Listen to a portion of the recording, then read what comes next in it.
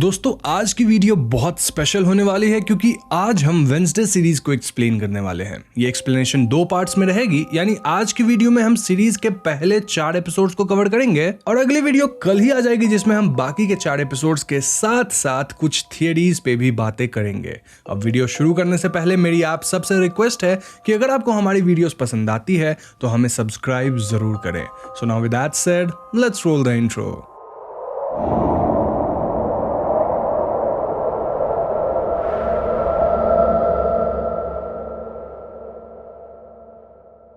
तो पहले एपिसोड में हमें एक हाई स्कूल का सीन दिखाया जाता है जहां सभी लोग वेडनेसडे को घूर रहे हैं। यहाँ वेडनेसडे को अपना छोटा भाई पग्सली एक लॉकर में बंधा हुआ मिलता है और पग्सली बताता है कि उसे यहाँ कुछ लड़कों ने बंद करके छोड़ दिया। अब पग्सली ने उन लड़कों का चेहरा तो नहीं देखा था, लेकिन वेडनेसडे अपने साइकिक विजन में उन्हें देख लेती है। यहाँ हमें मालूम होता है कि पिछले कुछ महीनों से वेडनेसडे को ये विजन्स आ रहे हैं जिन्हें वो कंट्रोल नहीं कर पाती। खैर, इसके बाद वेडनेसडे स्कूल के स्विमिंग पूल में जाती है जहां पग्सली के बुलीज स्विमिंग कर रहे थे। वेडनेसडे अचानक ही पूल में पिरानास को डंप कर देती है जिससे ये लड़के डर के भागने लगते हैं और इनका जो लीडर था ना बुलीज का, उसको पिराना गलत जगह पे काट लेता है। तो अगले सीन में हम एडम्स फैमिली को कार में देखते हैं जहां वेडनेसडे के अलावा उसके पेरेंट्स मोर्टिशिया और गोमेज थे और उसका छोटा भाई पग्सली भी था। वेडनेसडे के पेरेंट्स उसे आउटकास्ट्स के लिए बनाया गया एक special boarding school the Nevermore academy छोड़ने जा रहे थे जो कि जेरिको नाम के टाउन में लोकेटेड है। यहाँ आउटकास्ट्स उन लोगों को कहा गया है जो कि किसी न किसी वे में सुपरनैचुरल एबिलिटीज रखते हैं। इसके ऑपोजिट नॉर्मल इंसानों को वेडनेसडे सीरीज में नॉर्मीज कहा गया है। अब वेडनेसडे बोर्डिंग स्कूल नहीं जाना चाहती थी, लेकिन मोर्टिशिया और गोमेज उसे समझाते हैं कि स्कूल में पूल वाले इंसिडेंट के बाद उस पर पुलिस केस दर्ज हो सकता था, इसीलिए उसे स्कूल चेंज करना जरूरी है। वो वेडनेसडे को इनकरेज करती हैं क्योंकि उनका मानना था कि नेवरमोर के स्टूडेंट्स या वहां के फैकल्टीज भी वेडनेसडे को समझ पाएंगे। एज एन ऑडियंस हमें मालूम होता है कि मोर्टिशिया और गोमेज भी इसी स्कूल के एलुमनाई हैं और इस वक्त ये स्कूल मोर्टिशिया की बेस्ट फ्रेंड वीम्स चला रही है। दूसरी तरफ हम एक लड़के को नेवरमोर के बाहर जंगलों में देखते हैं और ये लड़का यहाँ कैंपिंग के लिए आया हुआ होता है। अब अचानक से इस लड़के को झाड़ियों से किसी के गुर्राने की आवाज आती है एंड देन कोई चीज उस पर हमला कर देती है। उधर वेडनेसडे की फैमिली एकेडमी पहुंच जाती है जहां प्रिंसिपल वीम्स वेडनेसडे को वेलकम करती है। वो उन्हें बताती है कि नेवरमोर साल के बीच में स्टूडेंट्स को एक्सेप्ट नहीं करता, लेकिन क्योंकि वेडनेसडे के ग्रेड्स अच्छे हैं और उसकी माँ यहाँ की सेलिब्रेटेड एलुमनाई रह चुकी है, इसीलिए उसे एक्सेप्ट किया जा रहा है। यहाँ वेडनेसडे को उसके इश्यूज के कारण एक थेरेपिस्ट भी असाइन किया जाता है। इसके बाद वेडनेसडे को उसका रूम दिखाया जाता है जहां हम कहानी के अगले कैरेक्टर ऑफ वेडनेसडे की रूममेट एनिड से मिलते हैं। एनिड वेडनेसडे को स्कूल का टूर करवाती है और उसे बताती है कि स्कूल में 4 तरह के आउटकास्ट स्पीसीज हैं।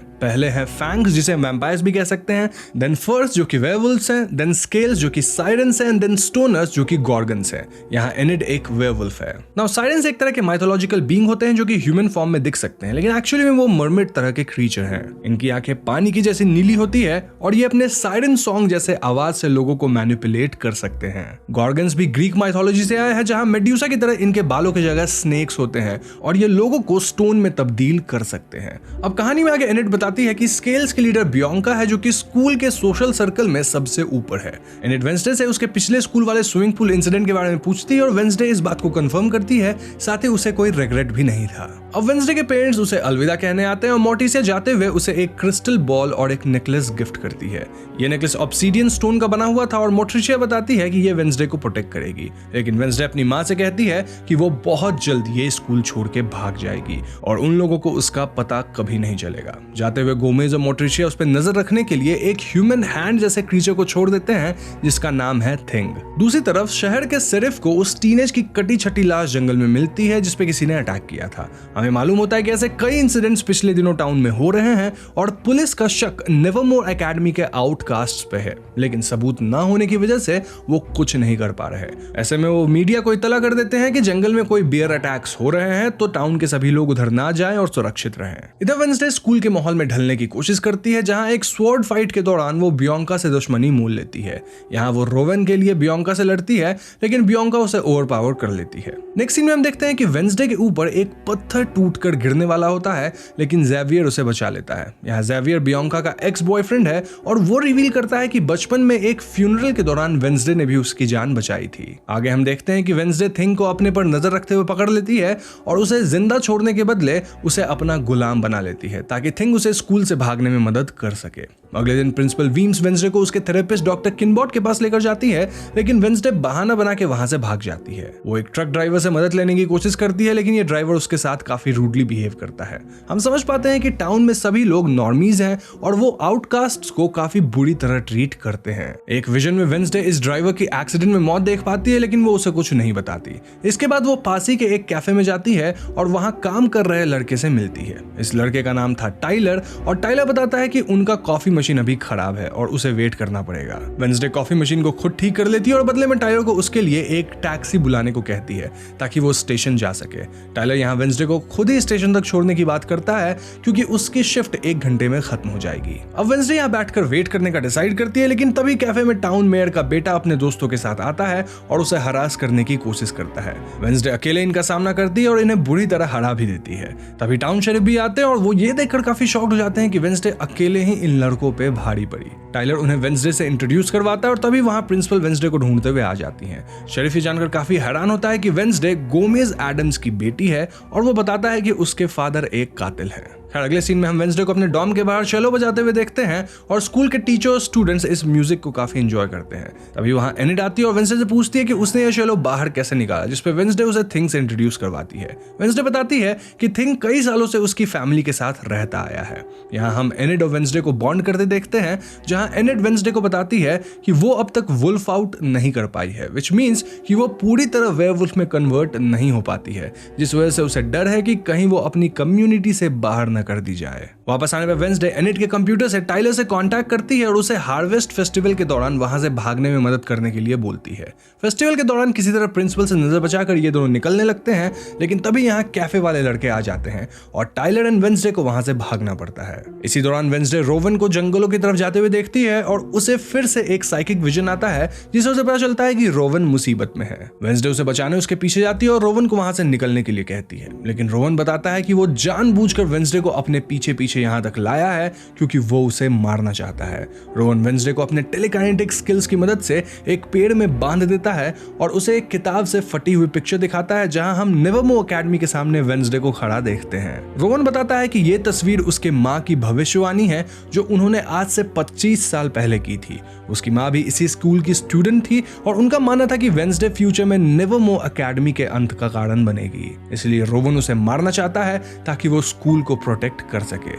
लेकिन इसी दौरान जंगल के बीच एक मॉन्स्टरस क्रीचर आ जाता है जो कि रोवन को मार डालता है और वेंसडे की जान बच जाती है। एंड सीन में हम वेंसडे को क्रिस्टल बॉल के थ्रू अपने पेरेंट्स से बात करते देखते हैं, जहां वो एडमिट करती है कि वो अभी नेवरमो एकेडमी में रहना पसंद करेगी। दोस्तों इस पॉइंट पे एक बात तो क्लियर है कि वेंसडे सीरीज वेयरवुल्फ्स, वैम्पायर्स और ऐसे ही मिथिकल कैरेक्टर्स पे बेस्ड है और इस तरह की कहानी सुनना कौन ही नहीं पसंद करेगा। इसलिए मैं प्रेफर करता हूँ कुको एफएम पे इस तरह की कहानियों को ऑडियो फॉर्मेट में सुनना, जैसे कि वैम्पायर डिजायर, जहां वैम्पायर्स और ह्यूमन के रिलेशनशिप के बारे में बताया गया है। मैं पर्सनली कुको एफएम को पिछले 1 साल से इस्तेमाल कर रहा हूं और मैं एक हॉरर लवर हूं, तो मैं यहाँ मोस्टली हॉरर कहानियां ही सुनता हूं। ऑडियो फॉर्मेट की खास बात ये होती है कि इसे आप कहीं भी और कभी भी सुन सकते हैं। साथ ही ये रीजनल लैंग्वेजेस में भी होती है, जैसे कि हिंदी और इंग्लिश। अब मेरे फैमिली में भी कुको एफएम का इस्तेमाल करते हैं, जहां मोस्टली वो सेल्फ हेल्प वाली ऑडियो समरीज ही प्रेफर करते हैं। बेसिकली मेरा ये कहना है कि कुको एफएम पे आपको डिफरेंट जॉनर्स की बुक समरीज, ऑडियो शोज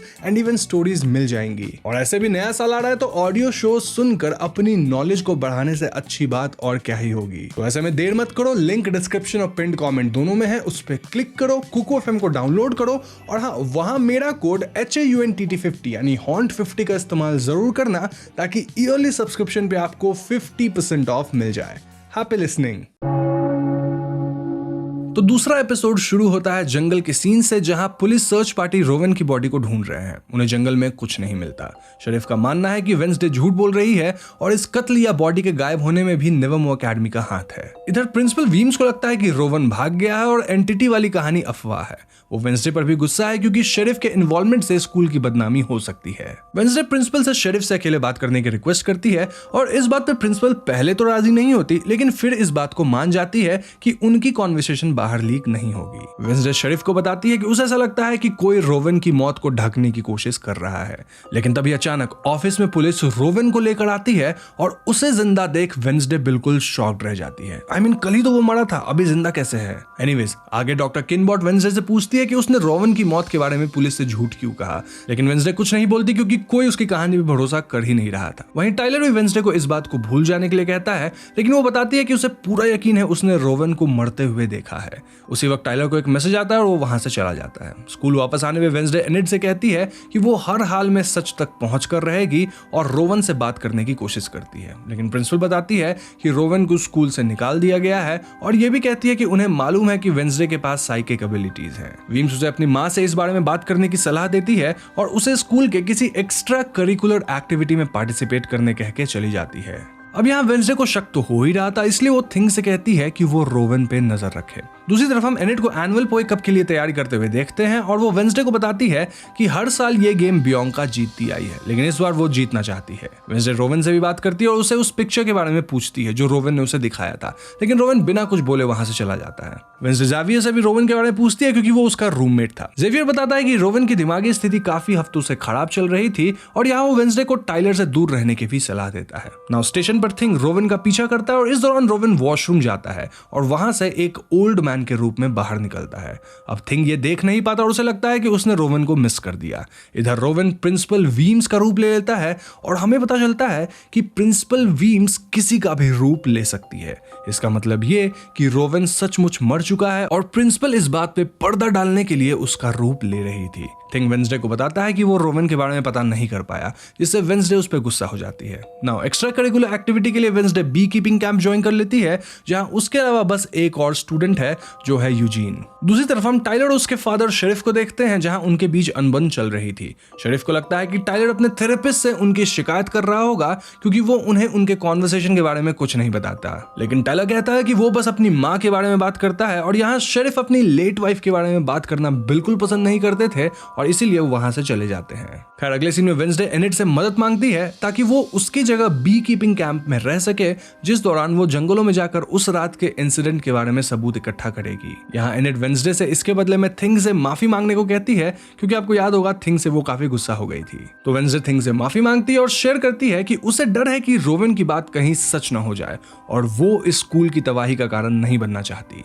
इसके बाद वेंसडे जंगलों में छानबीन करती है, जहां उसे टाइलर भी मिलता है। टाइलर बताता है कि वो अपने पिता का पीछा करते हुए यहाँ आया है और जंगल में वेंसडे को रोवेन का चश्मा भी मिलता है और वो समझ जाती है कि यहाँ कुछ तो गड़बड़ जरूर है। इसी वक्त उसे फिर से एक विजन आता है जिसमें वो देखती है कि जेवियर और रोवेन के बीच में लड़ाई हो रही है और इसी दौरान रोवेन ने पहले भी वेंसडे को मारने के लिए वो पत्थर गिराया था, जहां जेवियर ने उसकी जान बचाई थी। इस विजन में वेंसडे रोवेन के हाथ में वो बुक्स भी देखती है जिसमें वेंसडे की पिक्चर थी। वो इस बारे में अपने कार्निवोरस क्लास की टीचर मिस थॉर्नगिल से पूछती है, जो उसे बताती है कि ये बुक नेवरमोर के एक पुराने स्कूल सोसाइटी की थी जिसका नाम था द नाइट शेड्स, लेकिन अब वो सोसाइटी बंद की जा चुकी है। यहाँ मिस थॉर्नगिल वेंसडे को बताती है कि वो भी उसी तरह इस स्कूल में बिलोंग फील नहीं करती थी क्योंकि वो एक नॉर्मी है। उनका कहना था कि वेंसडे उन्हें बहुत इंस्पायर करती है और वो होप करती है कि वो हमेशा ऐसे ही रहेगी। इसके बाद वेंसडे चुपके से जेवियर के रूम में दाखिल होती है ताकि वो रोवेन की वो किताब ढूंढ सके, लेकिन इससे पहले वो निकल पाती जेवियर वहां आ जाता है और वेंसडे बेड के नीचे छिप जाती है। इधर जेवियर से मिलने बियॉन्का आती है और वेंसडे को पता चलता है कि वो एनिड को हराने के लिए उसके टीम की को पायलट को गायब कर चुकी है। उसे यह भी मालूम होता है कि जेवियर हमेशा से वेंसडे को रोवेन से बचाना चाहता था। इसके बाद वेंसडे एनिड के पास जाती है और वो साथ में पोए कप कंपटीशन में पार्टिसिपेट करने का डिसाइड करती है ताकि बियॉन्का को सबक सिखाया जा सके। तो अगले दिन कंपटीशन के दौरान वेंसडे फिर एक विजन देखती है और इस बार उसे विजन में अपने जैसी एक लड़की दिखाई देती है। ये लड़की पुराने जमाने के कपड़े वगैरह पहनी हुई थी और वो वेंसडे को एक अजीब सी बात कहती है, which was you are the key. जब वेंसडे को होश आता है तो बियॉन्का उसे ऑलमोस्ट हरा चुकी होती है, लेकिन थिंग की मदद से वो बियॉन्का के बोट को सैबोटाज कर देती है और एनिड की टीम जीत जाती है। खैर इसके बाद स्कूल के एक कोने में वेंसडे को एडगर एलन पो की एक स्टैचू मिलती है, जहां वो एक वाटरमार्क नोटिस करती है जो उसे उस पिक्चर में मिली थी जिसे रोवेन ने उसे रात को दिखाया था। वो स्टैचू पर लिखे एक रिडल को सॉल्व करती है और इसके पीछे उसे एक हिडन रूम मिलता है। वेंसडे को यहाँ एक बुक शेल्फ पर वो किताब भी मिल जाती है जिसमें उसके द्वारा इस स्कूल को एंड करने की बात लिखी हुई थी और वो उस पन्ने को नोटिस करती है जो रोवेन ने उसे दिखाया था। इस पिक्चर के दूसरे हिस्से में एक आदमी खड़ा दिखता है और वेंसडे इस किताब को चुरा लेती है, लेकिन तभी कोई पीछे से उस पर अटैक कर देता है और उसे कैप्चर कर लिया जाता है। दूसरा एपिसोड यहीं खत्म होता है। अब तीसरे एपिसोड के शुरुआत में हम वेंसडे को बंधा हुआ देखते हैं। उसे नाइट शेड्स के ग्रुप मेंबर्स ने बांधा था क्योंकि ये जगह इस ग्रुप का मीटिंग प्लेस है। ग्रुप में बियॉन्का और जेवियर के अलावा रोविन भी हुआ करता था, लेकिन उसे ग्रुप से निकाल दिया गया था। वेंसडे उनसे पूछती है कि मिस थॉर्नहिल के हिसाब से 30 साल पहले नाइट शेड सोसाइटी को बंद कर दिया गया था, तो ये आज भी फंक्शनल कैसे है।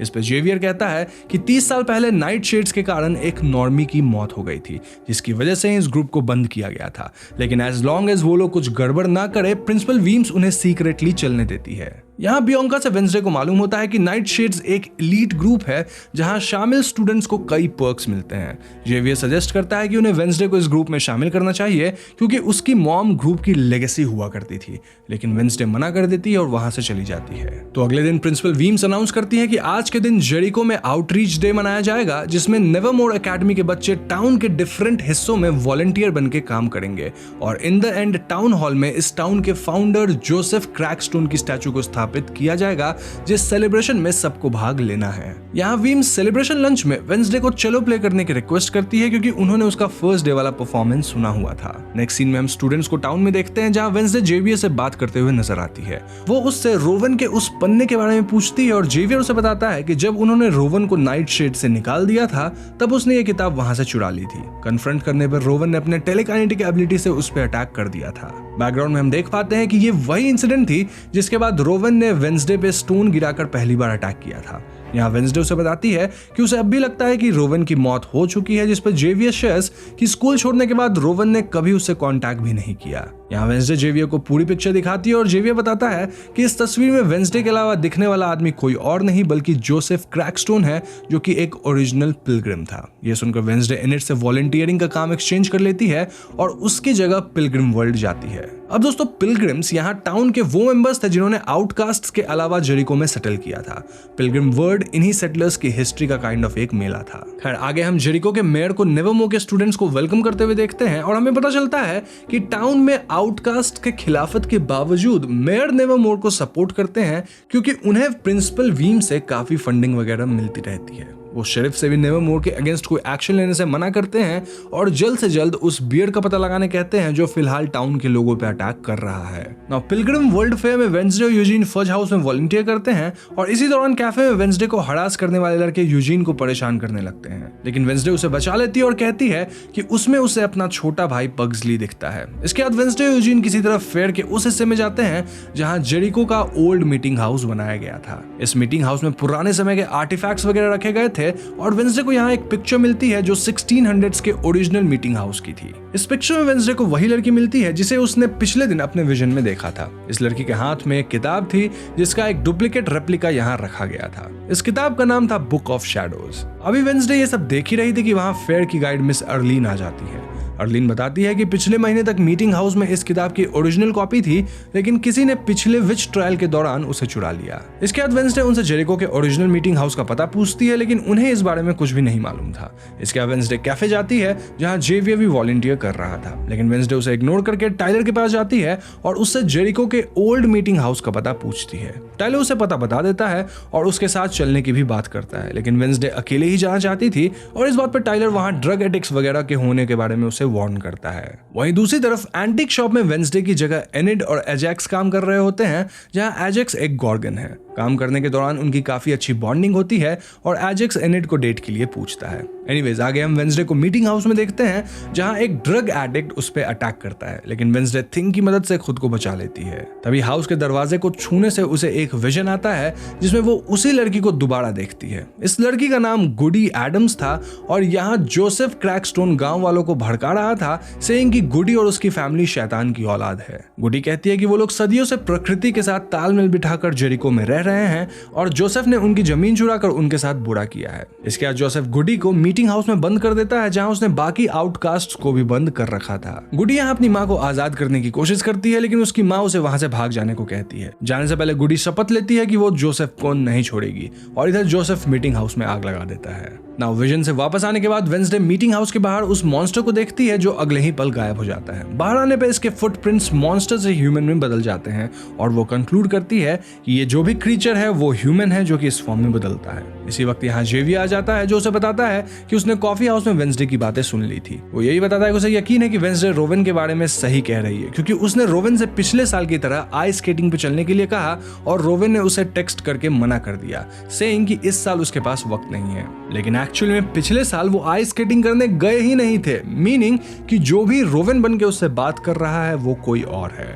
इसके बाद वेंसडे उसे फुटप्रिंट्स दिखाने की कोशिश करती है, लेकिन अब तक वो बारिश में गायब हो चुके थे। यहाँ जेवियर उसे बताता है कि उसे मालूम है कि वेंसडे को साइकिक विजन्स आते हैं। वो रिवील करता है कि उसके पिता भी एक पावरफुल साइकिक है और उनका ये मानना है कि विजन्स में पूरी तरह भरोसा नहीं किया जा सकता। लेकिन वेंसडे उसे मीटिंग हाउस के विजन के बारे में बताती है और अपना शक जाहिर करती है, जिसके अनुसार जोसेफ क्रैकस्टोन उसके और स्कूल के डेस्टिनी से किसी तरह जुड़ा हुआ है। ये सारी बातें सुनकर जेवियर उसे इस सब से दूर रहने की सलाह देता है। अब अगले दिन टाउन स्क्वायर में मेयर जोसेफ के स्टैचू को स्थापित करते हैं, जहां वेंसडे थिंग की मदद से उस स्टैचू में आग लगा देती है। इस बात से अफरा तफरी मच जाती है और प्रिंसिपल का शक सीधा वेंसडे पे जाता है, लेकिन वेंसडे साफ इनकार कर देती है, जिससे वीम्स बहुत नाराज हो जाती है। वेंसडे उनसे कहती है कि टाउन के लोग जोसेफ की ही तरह उनसे नफरत करते हैं और उन्हें ये आउटरीच प्रोग्राम का नाटक नहीं करना चाहिए। लेकिन वीम्स उसे समझाती है कि सालों पहले की घटना को रिपीट करना जरूरी नहीं है और अगर मौका मिलता है तो हमें नॉर्मीज और आउटकास्ट के बीच के संबंध को मजबूत और अच्छा करना चाहिए। अब ऑब्वियसली वेंसडे इन बातों पर राजी नहीं थी और वहां से चली जाती है।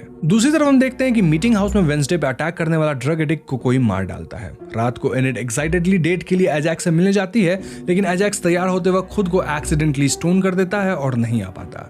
नाउ वेंसडे को हम उसके राइटिंग डेस्क पे देखते हैं और बैकग्राउंड में हम अलग अलग कैरेक्टर्स को उसके रडार में देखते हैं, जहां मॉन्स्टर कोई भी हो सकता है। बेसिकली यहाँ हमें सीक्वेंस में सारे कैरेक्टर्स दिखते हैं जो कुछ न कुछ कर रहे थे और वेंसडे सब पे शक कर रही है। वो कहती है कि गुडी एडम्स ने उसे जोसेफ के बारे में पास्ट में वॉर्न किया था, जबकि रोवेन के पिक्चर और नाइट शेड के उस जर्नल के अनुसार नेवरमोर अकेडमी का अंत फ्यूचर में लिखा है और मॉन्स्टर प्रेजेंट टाइम में उनके पीछे पड़ा हुआ है, विच मीन्स कहीं कोई लिंक मिसिंग है और वो ये पता लगा के रहेगी। एक तरफ यूजीन अपने बी हाउस में आधी रात को दिखता है तो मिस थॉर्नहिल चुपके से नाइट शेड्स के रूम में दाखिल होती हैं। हम प्रिंसिपल वीम्स को देखते हैं जो कि एक पुराने ईयरबुक में वेंसडे की मां की तस्वीर फाड़कर जला देती है और टाइलर भी अपने बाथ टब में चिल्लाता हुआ दिखता है। जेवियर जंगल में एक कमरे से निकलते हुए दिखता है जहां उसके कंधे पर किसी के नाखून के निशान थे। एंड सीन में पुलिस को उस ड्रग एडिक्ट की लाश मिलती है जिसने मरने से पहले अपने कैमरा में मॉन्स्टर की तस्वीर कैप्चर कर ली थी। इसी के साथ तीसरा एपिसोड खत्म होता है। अब चौथा एपिसोड शुरू होता है जब हम वेंसडे और थिंग को फॉरेंसिक लैब में देखते हैं। वेंसडे मॉन्स्टर के रीसेंट विक्टिम के लाश को एनालाइज कर रही थी। उसे पता चलता है कि ये क्रीचर अपने विक्टिम्स के अतरियों को बाहर निकाल देता है और उन पर अचानक से वार करता है। वो देखती है कि विक्टिम के एक पैर को किसी ने चबाकर काट दिया है और तभी वहां डॉक्टर शेरिफ के साथ आ जाता है। वेंसडे और थिंग शिप जाते हैं और डॉक्टर यहाँ शेरिफ को बताता है कि उसे विक्टिम के पैर की 2 उंगलियां मिसिंग मिली हैं, जहां किसी ने उन्हें सर्जिकली इंस्ट्रूमेंट से काट कर निकाल लिया। वेंसडे ये सुनकर समझ लेती है कि जो कोई भी मॉन्स्टर है वो अपने विक्टिम्स की बॉडी पार्ट्स कलेक्ट कर रहा है। आगे हम स्टूडेंट्स को कार्निवोरस प्लांट्स की क्लास में देखते हैं जहां मिस थॉर्नहिल बच्चों को अगले सैटरडे होने वाले एनुअल डांस बॉल के बारे में बताती है, जिसका नाम रेवन है। सारे बच्चे इसके लिए एक्साइटेड दिखते हैं, लेकिन वेंसडे कोई इंटरेस्ट नहीं दिखाती। जेवियर उसे कहता है कि उसे भी इस डांस में शामिल होना चाहिए और उस पॉइंट पे वेंसडे उसके कंधे पर नाखून के मार्क्स देख लेती है। जेवियर कहता है कि यह चोट उसे फेंसिंग के दौरान एक एक्सीडेंट में लग गई है, लेकिन वेंसडे इस पे यकीन नहीं करती और थिंग के साथ मिलकर उस पर नजर रखती है। वो देखते हैं कि जेवियर जंगल के बीच बने एक कमरे में दाखिल होता है, जिससे हमने उसे पिछले एपिसोड में निकलते देखा था। जेवियर के जाने के बाद वेंसडे भी वहां जाती है और वहां का नजारा देख वो बिल्कुल शॉक्ड हो जाती है। एक्चुअली में जेवियर ने मॉन्स्टर की कई तस्वीरें बनाकर रखी थी एज इफ वो उसे जानता हो। वहां एक केव की पेंटिंग भी थी और वेंसडे उसे अपने पास रख लेती है। बाहर आने पे उसे जेवियर मिल जाता है और वो उसे यहाँ आने का रीजन पूछता है। वेंसडे को कुछ समझ नहीं आता और हड़बड़ाहट में वो उसे अपने साथ डांस पे चलने के लिए इन्वाइट कर लेती है, जिसे सुनकर जेवियर बहुत खुश हो जाता है और हामी भर देता है। अगले सीन में हम वेंसडे को पुलिस स्टेशन में देखते हैं जहां वो शेरिफ को जेवियर की मॉन्स्टर वाली पेंटिंग दिखाती है और वो कहती है कि उसे किसी पे शक है। इस पर शेरिफ उससे पूछते हैं कि ये पेंटिंग किसकी है। इस पर वेंसडे खुद को इस इन्वेस्टिगेशन में शामिल करने की बात करती है,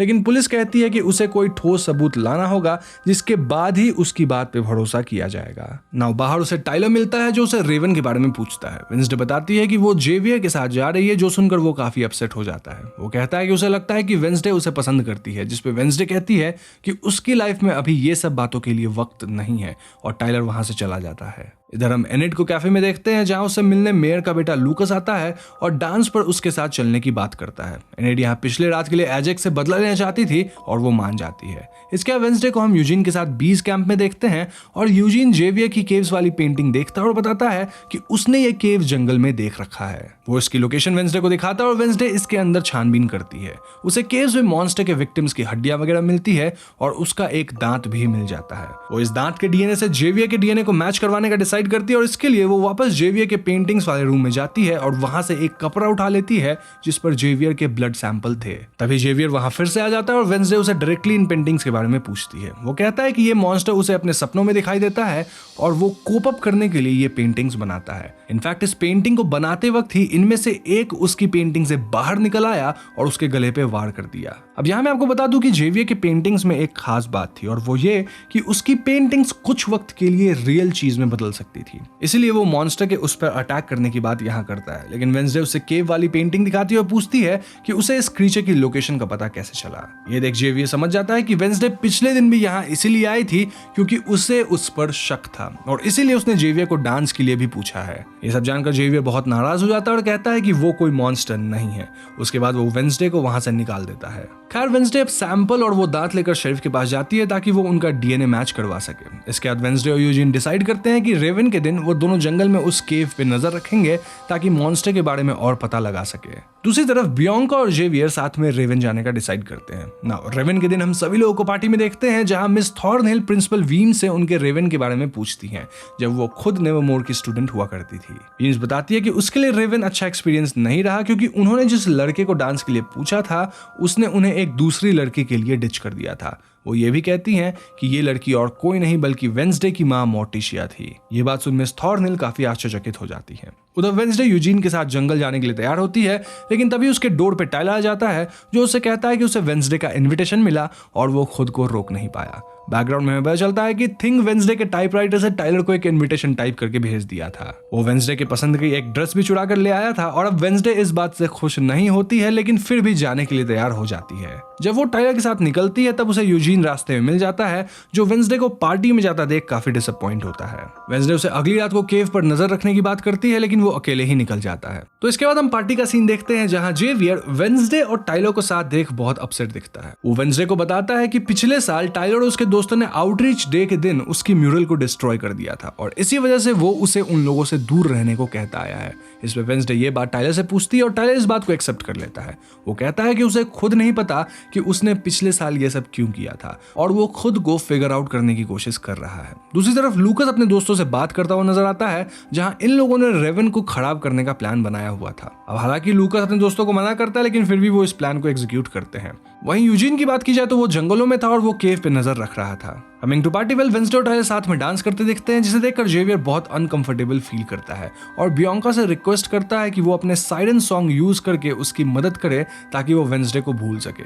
लेकिन बियॉन्का इस बात से अपसेट हो जाती है क्योंकि वो नहीं चाहती थी कि जेवियर उसका इस्तेमाल किसी दूसरी लड़की को भुलाने के लिए करे। वो दुखी होकर वहां से चली जाती है और वेंसडे उसके पास आती है और बियॉन्का उसे शेयर करती है कि वो जेवियर को काफी पसंद करती थी लेकिन कभी भी उसके ट्रू फीलिंग्स का पता नहीं कर पाई। वो वेंसडे को लकी कहती है क्योंकि उसे किसी की फीलिंग से कोई फर्क नहीं पड़ता।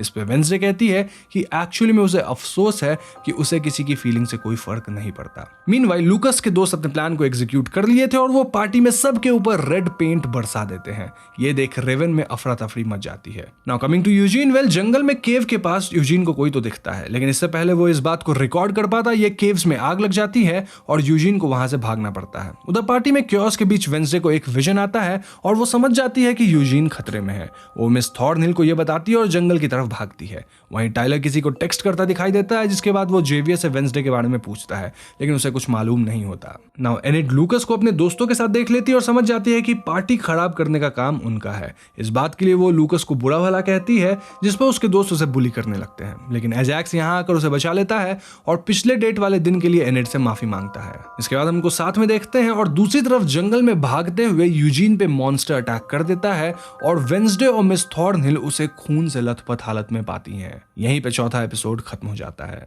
तो दोस्तों ये थी पहले 4 एपिसोड की कहानी और उम्मीद करता हूँ आपको ये वीडियो पसंद आई होगी। आई एम प्रीटी श्योर कि अभी आपके मन में कई सवाल होंगे, स्पेशली ये कि यहाँ मॉन्स्टर कौन है। लेकिन डोंट वरी, क्योंकि इसका अगला भाग कल ही मैं लेकर आ जाऊंगा, जहां आपके सारे सवालों का जवाब आपको मिल जाएगा ना। अगर ये वीडियो पसंद आए तो लाइक और शेयर जरूर कीजिएगा। और मैं आपको फिर से याद दिला दूं कि डिस्क्रिप्शन और पिन कमेंट में दिए गए पहले लिंक पे क्लिक करके आप कुकू FM को जरूर डाउनलोड कीजिए और वहां आप मेरा कोड HAUNTT50 यानी हॉन्ट50 का इस्तेमाल कीजिए to get 50% off on early subscription.